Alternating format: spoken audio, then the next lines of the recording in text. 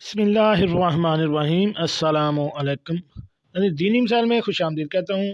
میری آج کی اس ویڈیو کا موضوع ہے کہ کتے کو ہاتھ سے چھو کر اسی ہاتھ کو دھوئے یا پاک کیے بغیر کھانا وغیرہ کھا سکتے ہیں یا نہیں۔ چلیے ناظرین، چلتے ہیں اس سوال کے جواب کی جانب۔ ناظرین، یہ میری کتاب کا حوالہ ہے خواتین کے مسائل اور ان کا حل۔ اس کے مرتب و تحقیق ہیں مولانا مفتی ثناء اللہ محمود صاحب۔ اس کا صفحہ نمبر ہے 271۔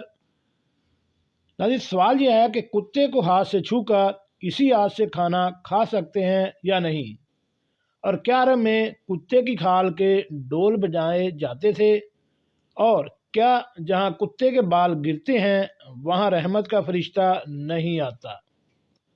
ناظرین، سوال کا جواب یہ ہے کہ کتے کو ہاتھ لگانے سے ہاتھ ناپاک نہیں ہوتا، البتہ جو فقہا کتے کے نجس العین ہونے کے قائل ہیں، ان کے نزدیک اگر کتے کا بدن گیلا ہو تو ہاتھ لگانے سے ہاتھ ناپاک ہو جائے گا، اور اگر خشک ہے تو ناپاک نہیں ہوگا۔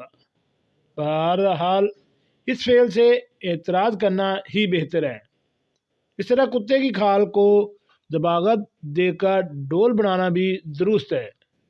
جو حضرات نجس العین کہتے ہیں، ان کے نزدیک ڈول بنانا درست نہیں، لیکن صحیح یہ ہے کہ وہ خنزیر کی طرح نجس العین نہیں ہے۔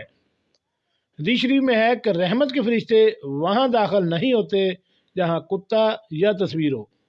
اس حدیث میں بالوں کے گرنے کا کوئی ذکر نہیں ہے۔ جی ناظرین، کیسے لگی آج کی ہماری یہ معلوماتی ویڈیو؟ ایسی معلوماتی ویڈیو حاصل کرنے کے لیے میری اس چینل دینی مسائل کو